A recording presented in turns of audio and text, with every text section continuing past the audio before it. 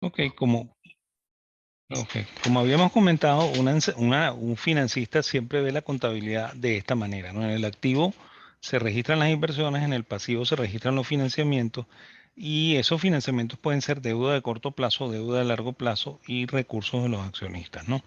Y aquí hay que comentar algo adicional, ¿no? Normalmente el financista es un tipo que conoce de contabilidad, pero no necesariamente es un contador, ¿no? Es más, de hecho, el, eh, a veces uno se sorprende, ¿no? Quizá los mejores financistas que yo haya conocido han sido un químico y eh, este, un arquitecto, ¿ok?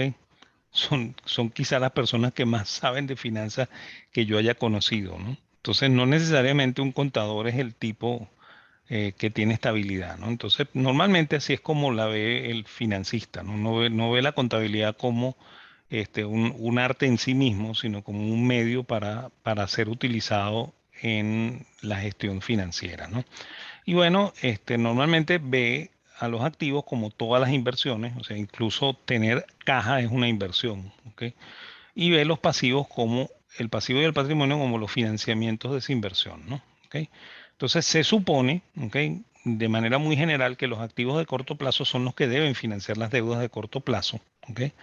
Perdón, deben ser financiados con deudas de corto plazo y se supone que los activos de largo plazo se deben financiar con las deudas de largo plazo o con el capital. ¿Ok? Así es como se supone que debería ser, ¿ok? Aunque no necesariamente funciona de esa manera, ¿no? O sea, no siempre funciona de esta misma manera, pero es lo que se supone que debería ser lo más lógico, ¿no?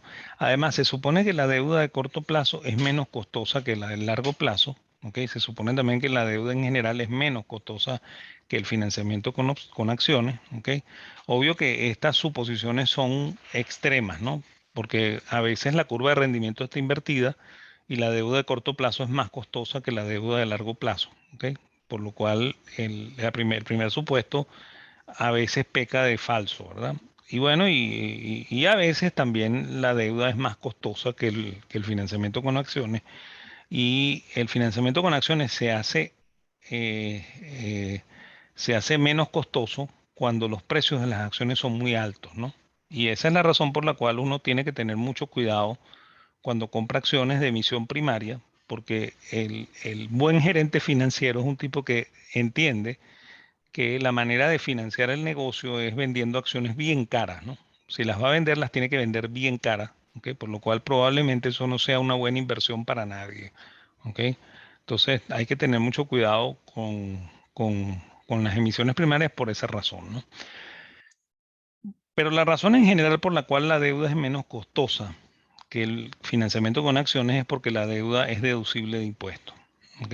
De la deuda de la empresa, el gasto por intereses, se deduce del impuesto sobre la renta y eso hace que la deuda tenga un costo menor, ¿no? Y se supone además que las acciones tienen un costo mayor, ¿ok? Porque en ellas está implícita la pérdida del control de la empresa, ¿no? Y esa es la razón por la cual cuando alguien emite acciones, lo hace a precios muy altos, ¿ok? Para evitar que entre cualquier persona a la empresa y además para tratar de emitir la menor cantidad de acciones posible para no perder el control, pues, ¿ok?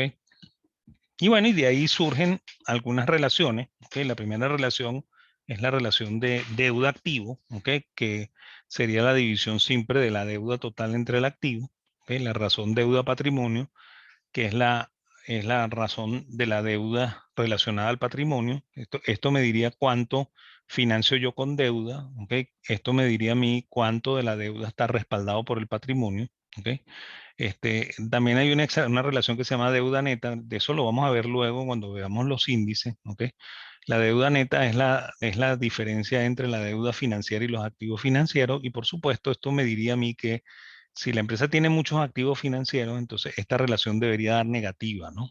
Entonces esta relación es mejor cuando es negativa y es peor cuando es positiva, ¿no? Cuando es positiva es porque existe deuda, ¿ok? Bueno, peor no, porque existe deuda, ¿ok? Cuando es negativa es porque no existe deuda, sino que más bien la deuda está sobrecubierta por los activos financieros, ¿no? Y bueno, y la cobertura de intereses, que es la relación entre la utilidad operativa y el gasto de intereses, que me diría a mí hasta cuándo puedo yo potencialmente endeudar este negocio. ¿Ok? O sea, esta relación me dice a mí cuánto podría yo, hasta qué extremo podría yo llevar el endeudamiento de la empresa, ¿no? ¿Ok? Esas relaciones las vamos a ver un poco más adelante cuando veamos el, el financiamiento, pero, perdón, el análisis, pero en este momento son necesarias para entender el WACC, que es lo que vamos a calcular, ¿no?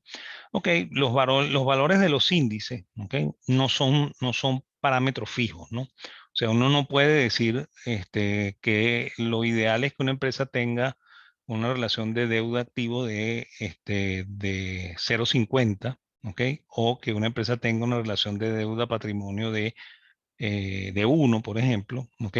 Eso no es posible porque la estructura del financiamiento depende del tipo de empresa, del sector en el cual se mueve la empresa, ¿ok?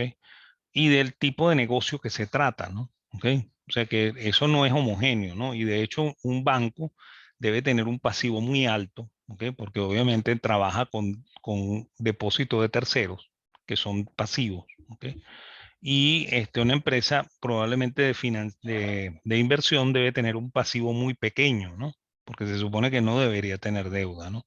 Una empresa que hace, que comercializa servicios públicos, por ejemplo, una compañía eléctrica, una compañía de agua, ¿ok? Una compañía de teléfono, ¿ok? Debería tener pasivos muy altos, ¿ok? Porque el pasivo es menos costoso que el capital y porque eso le permite tener una estructura de activos importante, ¿ok? Por lo cual debería esperar yo que esa empresa esté más endeudada, ¿ok? Que una empresa, ¿cómo se llama? Manufacturera, que una empresa comercial, incluso que una empresa de inversión que no debería tener deuda, ¿ok? Y un banco debería tener también una deuda muy importante, ¿no? Entonces, bueno, esa estructura de financiamiento de la empresa es la que origina dos elementos importantes, ¿no? El primero, el costo de capital, que nosotros lo vamos a llamar WACC, ¿ok? Weighted Average Capital Cost, ¿ok? Y el apalancamiento de la empresa, ¿no? El apalancamiento lo vamos a ver en un tema aparte, pero el tema hoy fundamentalmente va a girar alrededor del costo de capital, ¿ok? Y bueno, el costo de capital representa cuánto me cuesta financiarme a mí como empresa, ¿no? Es una medida bastante compleja, ¿ok? Generalmente se llama así, WACC, ¿ok? Que son las iniciales de Weighted Average Capital Cost o costo promedio ponderado del capital en castellano, ¿ok? Y su fórmula general es esta, ¿no? O sea, el WACC debería ser la tasa de la deuda multiplicado por uno menos la tasa de impuestos, el marginal de impuestos. Y recuerdan que yo había dicho que la deuda tenía un escudo fiscal, una deducción fiscal que permitía que eso fuese más barato que la emisión de capital, la emisión de acciones. Y bueno, eso se multiplica por la proporción de deuda entre deuda más patrimonio, ¿ok? Lo cual me diría cuánto del financiamiento es hecho por pasivos, ¿ok? Y bueno, y el otro elemento es el rendimiento del capital, ¿ok? Que se compara a el patrimonio dividido entre deuda y más patrimonio, ¿no? Entonces, esto es la proporción de financiamiento por el lado del patrimonio, ¿no? Si la empresa tuviese, ¿ok? Acciones preferidas, la ecuación es un poquito más larga, ¿no? La identidad es un poco más larga porque incluiría el rendimiento de las acciones preferidas, ¿ok? Por la proporción de capital preferido, ¿ok? Y el rendimiento del capital común por la proporción del capital común, ¿ok? O sea que esta sería la relación cuando la empresa tiene acciones preferidas, ¿no? Y obviamente acciones preferidas que pagan un dividendo fijo, ¿ok? Y de hecho, la acción preferida que paga un dividendo fijo es como una suerte de bono, ¿no? Entonces se parece a un bono, ¿ok? Y su dividendo no es deducible del impuesto, ¿no? Fíjense que aquí no está multiplicado por uno menos t, porque ese dividendo se considera un dividendo, ¿ok? Aunque el análisis que se hace de la acción preferida es un análisis muy parecido al de un bono, ¿ok? Porque por toda la vida del bono, por toda la vida, perdón, por toda la vida del capital preferente, ¿ok? Ese instrumento va a recibir un dividendo fijo, ¿no? ¿Ok? Por lo cual es más parecido a un bono que a una acción, ¿ok? Pero en términos prácticos, para el cálculo del WACC se toma como si fuera una acción, pero con un dividendo fijo, ¿no? ¿Ok? Entonces, el WACC es el costo de capital y es fundamental en finanzas, ¿ok? Porque normalmente es la tasa con la que las empresas evalúan los proyectos que se le presentan, ¿no? ¿Ok? Y de hecho, si ustedes cuando trabajan en una empresa, probablemente van a oír que los proyectos en esta empresa se valoran al 12% o al 10%. Generalmente esa tasa es la tasa del WACC, ¿ok? eh, o sea, debería ser la tasa del WACC, ¿ok? Y bueno, y si usasen la tasa interna de retorno para valorar los proyectos, entonces compararían con esa tasa de referencia que sería el WACC, ¿ok? Y si se recuerdan, nosotros cuando hablamos en el tema de rentas fijas, dijimos que el TIR no tenía sentido cuando se aplicaba a una empresa ¿cómo se llama? A un bono de tasa variable, ¿ok? Y los proyectos se parecen, ¿ok? Al ser de rentas variables, se parecen a un bono de tasa variable, ¿no? Porque sus rendimientos no son fijos, ¿no? Entonces eso hace que el TIR sea poco funcional a la hora de valorar impuestos, de valorar proyectos, ¿no? Ese tema lo vamos a desarrollar cuando hablemos de los flujos de caja de la empresa y de cómo se determina la decisión de inversión. ¿Ok? Pero por ahora vamos a ir diciendo que la TIR no tiene la suficiente fortaleza financiera para valorar un proyecto. ¿Ok? Aunque les hayan dicho eso en la clase de matemática financiera, probablemente lo hicieron, ¿ok? Porque normalmente las personas creen que ambas cosas son iguales, el valor presente y la tasa interna de retorno, y aunque tienen un origen similar, son dos cosas completamente distintas. ¿Ok? Entonces la pregunta ahora es cómo calcular el CAPM, ¿ok? El Capital Asset Pricing Model, ¿ok? Que es la otra manera de realizar análisis de flujo de fondos. ¿Ok? Y bueno, ese CAPM, ¿ok? O Capital Asset Pricing Model, ¿ok? Que es el modelo de Sharpe, ¿ok? Se podría evaluar tomando, por ejemplo, para una empresa como Microsoft, los datos de Microsoft que aparecen en la página de Yahoo Finanzas, ¿ok? Y bueno, ahí colocan, por ejemplo, que la beta calculada para 5 años de la empresa Microsoft es 0,93, o sea, un poquito menos que uno, ¿no? ¿Ok? O sea que es bastante cercano a uno. Y bueno, en la misma página de Yahoo Finanzas podemos conseguir el bono de largo plazo del Tesoro Americano, ¿ok? Que para el momento en que yo bajé esta información rendía 1,463%. ¿Ok? Y en esta dirección, ¿ok? Que es la dirección del Standard Poor's, ¿ok? Yo puedo conseguir la relación precio-utilidad del Standard Poor's. ¿Ok? El Standard Poor's 500, que es 23,16 veces, ¿no? Eso me habla de un mercado bastante costoso, ¿no? Y de hecho, el mercado norteamericano está bastante costoso, ¿ok? Desde hace rato, ¿no? De que no pareciera una inversión muy atractiva comprar acciones en el mercado americano, ¿no? Ok, de ahí sacamos los datos, ¿no? La renta, el rendimiento libre de riesgo debería ser el bono de largo plazo norteamericano, 1,463, la beta de Microsoft es 0,93, el, el rendimiento del mercado es el inverso de ese 23,16 veces, que es la relación precio-utilidad, por lo cual el rendimiento de mercado es 4,317789, ¿no? ¿Ok? Y bueno, eso lo aplico, ¿ok? Y de esa manera consigo el rendimiento esperado de la inversión, que sería el otro valor con el cual puedo yo estimar el, el, el valor presente de los flujos de caja a través de la fórmula de Sharpe, ¿no? O sea, digo, rendimiento libre de riesgo más beta que multiplica rendimiento de mercado menos rendimiento libre de riesgo. Sustituyo, ¿ok?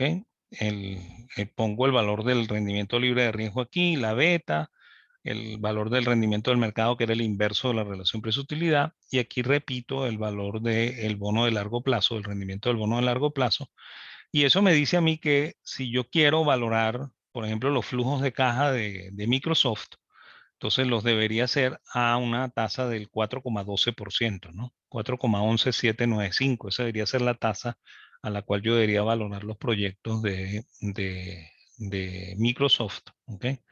O debería valorar yo mis estimaciones con respecto a Microsoft, ¿no? Porque para eso es para lo que se usa realmente el CIPM, ¿ok? Para poder valorar el flujo de caja de la empresa, ¿no? ¿Ok? Y esa es otra manera de tener una tasa para hacer las valoraciones, ¿no? O sea, tanto el WACC como el CIPM son dos tasas que se podrían utilizar para hacer cálculos de flujos de caja, ¿ok? Y bueno, ahorita sí pasamos al análisis financiero, ¿ok? Que vamos a hablar un poco acerca de los diferentes índices con los cuales se evalúa una empresa. Obviamente, cuando se hace esto es cuando se hace análisis fundamental de la empresa, ¿ok? Y aquí tenemos que decir que la contabilidad siempre tiene tres estados financieros, ¿no? Normalmente cuando la empresa nos da los balances auditados hay cuatro, ¿no? Pero los verdaderamente importantes son estos, ¿no? El balance general, el estado o estado de situación, el estado de ganancia y pérdida o estado de resultado, ¿ok? Y el estado de cambios en el flujo de caja, ¿ok? O estado de cambios en el flujo del efectivo, también se le llama. El cuarto balance que no está ahí es el estado de cambio en la situación patrimonial, ¿ok? Que no es importante para hacer el análisis financiero, ¿no? O sea, los verdaderos importantes son estos tres, ¿ok? Y lo más importante aquí es que los balances no son los números, ¿ok? Lo más importante del balance son las notas explicativas, ¿no? Entonces, un buen analista es un tipo que es capaz de descifrar lo que está en las notas explicativas y convertirlo en análisis, ¿ok? Que es mucho más importante que los números y que los índices. Los índices para lo que sirven es para acentuar, ¿ok? Que lo que estamos diciendo tiene algún sentido financiero, ¿ok? O sea que el análisis financiero no es un análisis de índice, es un análisis de las notas del balance, ¿ok? Eso hay que tenerlo bien presente, ¿no? Y hay que tener conciencia de que los estados de situación, ¿ok? O los balances son siempre saldos, ¿no? Y que los estados de resultado o estados de ganancia y pérdida son siempre flujos, ¿no? Entonces, cuando yo comparo un flujo con otro, se hace sin cambiar a ninguno de los dos. Igual que cuando yo comparo un saldo con otro, lo hago sin cambiar a ninguno de los dos. Pero cuando nosotros comparamos flujos con saldos, ¿ok? Los saldos debemos promediarlos, ¿ok? Para que sean comparables efectivamente con los flujos. ¿Ok? Y eso lo vamos a ver en los índices que vamos a ver de seguida, ¿no? Fíjense, estos todos son de saldos, ¿ok? Por lo cual aquí no hay cambios, ¿ok? No se hacen promedios, ¿ok? Y los índices de liquidez son la razón circulante, que es activo circulante entre pasivo circulante, la razón ácida, que es el activo circulante menos los inventarios, o sea que sería el activo circulante más líquido entre el pasivo circulante. ¿Ok? El capital de trabajo neto o fondo de maniobra y también fondo de manejo, que es el activo circulante menos el pasivo circulante, y la deuda neta, ¿ok? Que habíamos dicho que era pasivo financiero menos activo financiero, ¿no? O sea, aquí sería la deuda bancaria y los depósitos en los bancos. ¿Ok? Esa sería la deuda neta. ¿Ok? Todo esto son saldos, por lo cual aquí no hay necesidad de hacer promedios de nada, ¿no? Los de cobertura, que son los siguientes, ¿ok? Perdón, los de endeudamiento, que son los siguientes, son la razón deuda activo, que la vimos antes, ¿ok? Que sería el pasivo total entre el activo total, la razón deuda patrimonio, ¿ok? Que es el pasivo total entre el patrimonio total, la razón de deuda de corto plazo, ¿ok? Que es el total de pasivo circulante entre pasivo total. Fíjense que como son saldos no estoy haciendo promedios, ¿no? ¿Ok? Y la razón de deuda de largo plazo, que es la deuda de largo plazo o el pasivo de largo plazo entre el pasivo total, ¿no? Y la cobertura de intereses, que es utilidad operativa entre gastos de intereses, ¿no? Fíjense que aquí son dos flujos, ¿ok? No hago promedios tampoco, ¿ok? Dos saldos no hago promedio, dos flujos no hago promedio, ¿no? Y esto había dicho yo que representa el potencial de endeudamiento, ¿no? Porque si la empresa, por ejemplo, produce 100 de ganancia operativa, ¿ok? Y paga 10 de intereses, entonces la empresa pudiera llegar a financiar, a endeudarse 10 veces más de lo que ya está endeudada, porque produce lo suficiente para pagar 10 veces lo que está pagando en este momento en gastos de intereses. Por eso es que estamos diciendo que este indicador me puede decir a mí la potencialidad de endeudamiento dado un nivel de utilidad operativa, ¿no? Y ojo con esto que eso no quiere decir que la utilidad operativa se repita siempre, ¿no? Ok, aquí sí vamos a hacer combinaciones de flujos con saldos, ¿ok? Y se fijan que los flujos aparecen tal cual son, pero los saldos se promedian, ¿no? ¿Ok? Entonces, fíjense, la rotación de cuentas por cobrar es la relación entre venta y cuentas por cobrar promedio.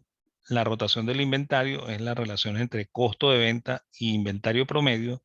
Otra vez flujo en término tal cual es y saldo en promedio. ¿Ok?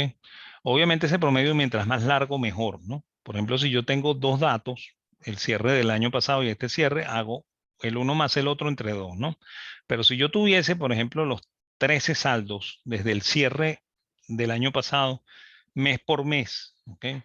Todos los cierres hasta el cierre de este año, entonces yo podría tomar todos esos flujos y dividirlos por 13 y tendría unas cuentas por cobrar promedio y un inventario promedio mucho más adecuado para hacer esta comparación, ¿no? Pero bueno, a falta de pan, buenas son tortas y se usan los cierres anuales para calcular los promedios también. ¿Ok? Y la rotación de cuentas por pagar, que sería las compras entre las cuentas por pagar promedio, ¿no? Compras también es una cuenta de flujo y cuentas por pagar es una cuenta de saldo, ¿no? Por lo cual el saldo se promedia. Y hay que recordar, no todas las empresas dan su monto de compra, ¿ok? La compra sale de la relación del costo de venta menos el inventario inicial más el inventario final. ¿Ok? Ahí sale el valor de la compra, ¿ok? Y la rotación del activo, que es las ventas entre el activo promedio. Fíjense, tomo la venta, que es un flujo, el activo, que es un saldo en promedio, ¿ok? Y tengo la relación, ¿ok? De esas relaciones de índice de cobertura me salen los días de cada una de esas operaciones, ¿no? Por ejemplo, las cuentas por cobrar tienen un número de días que sería 365 o 360 entre la rotación de cuentas por cobrar. ¿Ok? Las días de inventario sería 365 o 360 dividido por la rotación de inventario. Los números de días de las cuentas por pagar serían 365 o 366 entre la rotación de cuentas por pagar y los días del activo serían 365 o 366 entre la rotación del activo, ¿no? Y yo podría calcular unos días de operación, ¿no? ¿Ok? Que me habla mucho del financiamiento de la empresa y de cómo la empresa usa operativamente el financiamiento, ¿ok? Que sería la relación entre cuentas por pagar menos días, perdón, esto es días de las cuentas por cobrar, ¿ok? Días de las cuentas por cobrar, ¿ok? Menos días del inventario, menos días de las cuentas por cobrar, ¿no? Entonces eso me daría el número de días de la operación o el número de días de financiamiento de la empresa.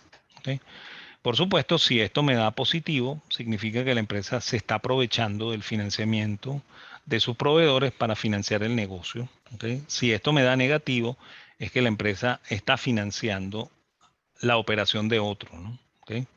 Y bueno, en empresas, por ejemplo, como Macro, ¿ok? Este número daba muy positivo, ¿ok? Porque la empresa se financiaba con sus proveedores, ¿no? Es más, el negocio de Macro fundamentalmente era un negocio financiero, ¿no? ¿Ok? No estoy seguro en este momento, pero en su momento era un negocio financiero, ¿no?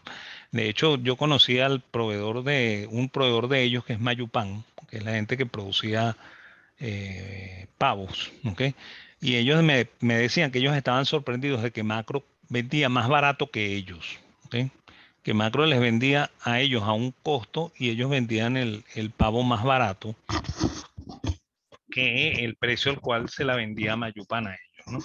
Y bueno, y la razón de eso es porque en realidad Mayupan le daba financiamiento a 180 días, ¿no?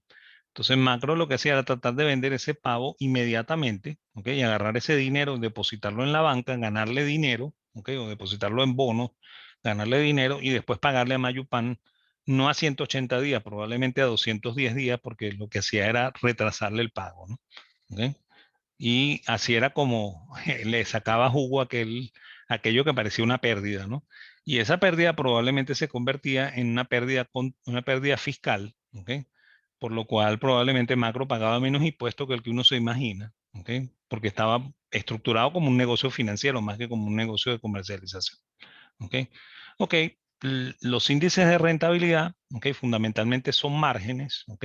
Fíjense que aquí estamos otra vez en el ámbito de comparaciones de flujo. Aquí sí vamos a comparar flujo con saldo, ¿ok? O sea que el margen bruto, que es utilidad bruta entre ventas, ¿ok? Me dice cuánto me gano yo bruto en ventas, ¿no? Margen operativo, utilidad operativa en ventas, me dice cuánto gano yo operativo en ventas. Y margen neto, que es utilidad neta entre ventas, me dice cuánto yo gano por la venta en la utilidad neta, ¿no? Y yo puedo medir la rentabilidad también comparada con los activos de la empresa, ¿ok? En un ROA, ¿ok? Que sería la utilidad neta entre el activo total promedio. Fíjense de nuevo, saldo y flujo, y el saldo tiene que ser en promedio, ¿verdad? Y el ROE también, ¿ok? Que sería la utilidad neta entre el patrimonio total promedio, ¿ok? Y ahí de nuevo el saldo en promedio y el flujo tal cual es, ¿no? Y bueno, vamos a poner estos índices también que normalmente no aparecen en los análisis financieros, ¿ok? O en los libros de análisis financiero, que son los índices del mercado, ¿no? O sea, los que se usan en bolsa para estudiar el valor de las acciones, ¿no? Entonces, capitalización bursátil, que es el precio de mercado de la acción por la cantidad total de acciones en circulación, ¿ok? Y hay que entender que esta cantidad de acciones en circulación es todas las acciones menos las acciones en tesorería, ¿no? ¿Ok? La razón precio-utilidad, de la cual hablamos cuando hablamos de acciones, que sería precio entre utilidad por acción, ¿ok? Y la utilidad por acción es la relación entre utilidad neta entre cantidad de acciones en circulación, ¿ok? La relación precio-valor en libros, ¿ok? Que es precio entre patrimonio por acción, y el valor en libros o book value, ¿ok? Es el patrimonio total entre la cantidad de acciones en circulación, ¿ok?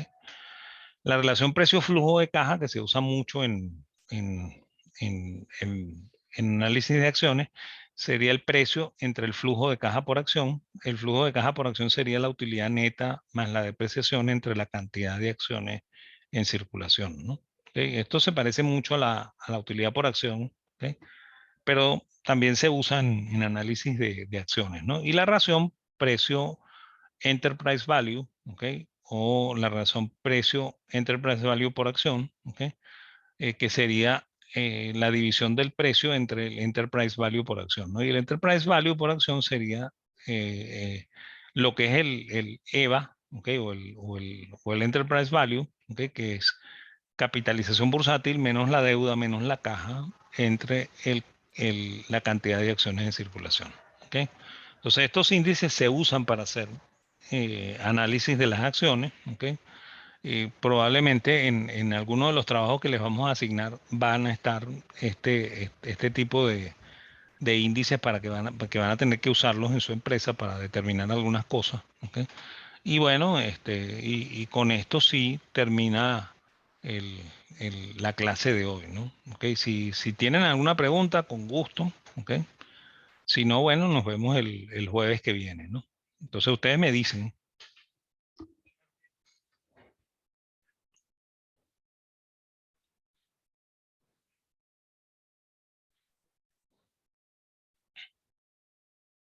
Profe, sí, buenos días. Ajá, En el ejemplo que había tomado los datos de Yahoo Finanzas, ajá, que había dicho, si no mal recuerdo, que ya había, de acuerdo, estos. ajá, eso, que por lo menos se consigue el promedio de la relación precio-utilidad del estándar Poor's 500. Ajá. Ese sale por lo menos del cálculo como el que nos mandó en el primer trabajo. No, yo no les mandé a hacer todavía el CAPM. ¿Ok? Yo mandé a hacer las betas y las desviaciones, más nada. ¿Ok? CAPM igual lo vamos a hacer en otro trabajo. Ah, ya lo confundí con, No, con el Standard Poor's. yo no les he mandado a buscar eso. El Standard Poor's se los mandé a buscar porque el Standard Poor's se usa para hacer la beta. Pues la beta es la pendiente de una regresión en la cual está el Standard Poor's y el precio de la acción, ¿no? ¿Ok? O sea, es la relación entre el, el comportamiento de precio de la acción y el comportamiento del índice de la bolsa, ¿no? Y el índice más adecuado para hacer una beta es el Standard Poor's 500, pues, ¿ok? Se pudiera usar el, el Nasdaq, ¿ok? Pero Nasdaq es un índice muy específico, no es un índice solamente de la bolsa de, de la bolsa ¿cómo se llama? De la bolsa de Nasdaq, pues, ¿ok? Del National Quotation and Dealers and Quarters, ¿ok? Esa es la bolsa esa, ¿no? Y es la bolsa en la cual se negocian las empresas que tienen cuatro, ¿ok? O cinco letras en su ticker, ¿no? Por ejemplo, Microsoft se negocia en Nasdaq, ¿no? Pero fíjense que yo estoy haciendo la beta de Microsoft contra el Standard Poor's, ¿no? Y si ustedes revisan en Yahoo Finanzas, ¿ok? Probablemente esta beta eh, me da lo mismo que hacer la comparación con el Standard Poor's, pues, ¿ok? Porque es la que normalmente se usa para hacer los betas, pues. O sea, no se usa nunca el Dow Jones, ¿ok? Y tampoco se usa el Nasdaq, ¿no? Se pudiera usar Nasdaq, estándar, el Dow Jones nunca, porque el Dow Jones no es un índice ¿cómo se llama? De capitalización, ¿ok? Porque normalmente se debe usar un índice de capitalización y de amplia base, ¿no? Como es el Standard Poor's que tiene 500 acciones, ¿no? ¿No? Por eso que se llama 500, ¿no? El Nasdaq creo que tiene 100 acciones nada más, ¿ok? Entonces está más limitado, ¿no? Y el Dow tiene 30, pero es un promedio industrial, no es un índice de capitalización, pues.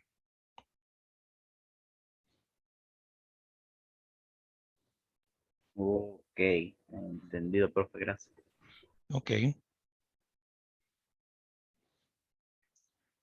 vale. Ok, entonces nos vemos el jueves que viene, ya como que, ¿cómo se llama? Como que esto